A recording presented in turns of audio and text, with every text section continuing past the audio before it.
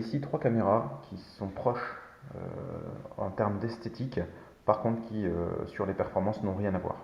Voilà, donc je voulais vous présenter en fait les généralités que vous pouvez rencontrer sur les caméras et ce qui va faire le choix sur l'une ou sur l'autre. Le format vidéo, c'est un choix important. Vous allez entendre parler du 720p, du 1080p et du 4K, donc du HD, Full HD et donc qualité extrême, donc sur le 4K.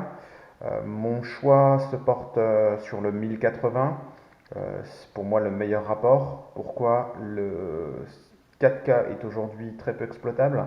D'une part, de grosses ressources lors du montage en vidéo, et le choix aujourd'hui du 4K se porte si vous avez une télé 4K ou un moniteur 4K. Sinon, vous ne pourrez pas regarder vos vidéos. Sur le format de compression, nous sommes sur du H264 en termes de codec, qui est aujourd'hui le meilleur codec de compression, donc qui permet de compresser fortement tout en gardant une grande qualité d'image. Le nombre d'images à la seconde, deuxième facteur important, vous avez un débit d'images qui va être situé entre 15 images à la seconde jusqu'à 120 images pour les meilleures caméras. Donc 15 secondes, l'image et votre vidéo va saccader. Plus vous allez avoir d'images à la seconde, plus vous aurez une grande fluidité. L'idéal, un 60 images secondes. 60 images secondes vous permet de faire une vidéo fluide, mais vous permet en post-production de faire des ralentis de qualité. Le flux vidéo vous permet notamment en une seconde d'avoir un débit qui est mesuré en kbits seconde. Une référence Full HD est de 8000 kbits seconde. Aujourd'hui, les caméras ont un débit de l'ordre de 20 000 jusqu'à 50 000 kbits seconde pour les meilleurs. Référence du marché, la GoPro, une GoPro 4 a un débit de 30 000 kbits. La lentille est un point important de votre caméra.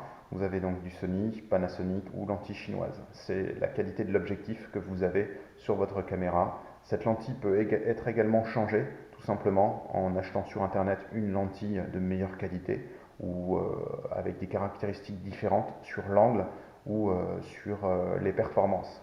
Le processeur interne qui permet notamment, comme un ordinateur, d'écrire, de prendre des images, de pouvoir écrire en fait le contenu de votre vidéo. Donc là aussi, vous avez des références sur le marché avec notamment Umbrella, qui reste une référence que GoPro a utilisée sur beaucoup de caméras, notamment jusqu'à sa série 4. Sur la 5, il a changé.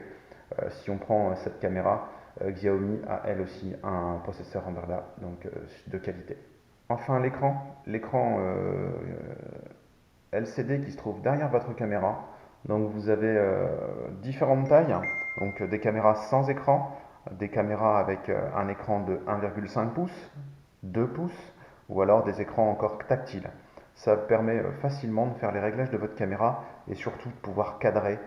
Les caméras sportives sont essentiellement faites aussi pour pouvoir filmer le tout venant, donc avec un grand angle pour prendre le maximum de choses, mais dans certains cas, il est intéressant de pouvoir filmer de très près et pouvoir bien voir son sujet en plein. Voilà, vous avez les caractéristiques essentielles pour pouvoir choisir votre future caméra. On compte aussi également, donc c'est la batterie pour l'autonomie. Les petites caméras consomment énormément. Bien que ça s'améliore, en autonomie de 45 minutes à plus d'1h30 pour les meilleurs. Les batteries sont de 950 mAh à 1600 mAh, donc c'est un facteur à prendre en considération, notamment si vous l'employez comme moi pour plonger, à savoir il faut vraiment minimum 1 heure d'autonomie pour pouvoir ne pas tomber en cours de batterie lors de vos plongées. Dernier point, et ça ne regarde que moi, le choix ne se fait pas forcément sur le prix. GoPro, le leader du marché avec des caméras allant jusqu'à 500 euros. Vous avez des caméras de très très bonne qualité pour un prix de l'ordre de 100 euros. Vous trouverez sur le marché beaucoup de marques. Vous avez notamment SJ Cam, vous avez Novatech, vous avez aussi des marques un peu plus prestigieuses et un peu plus chères comme PNJ.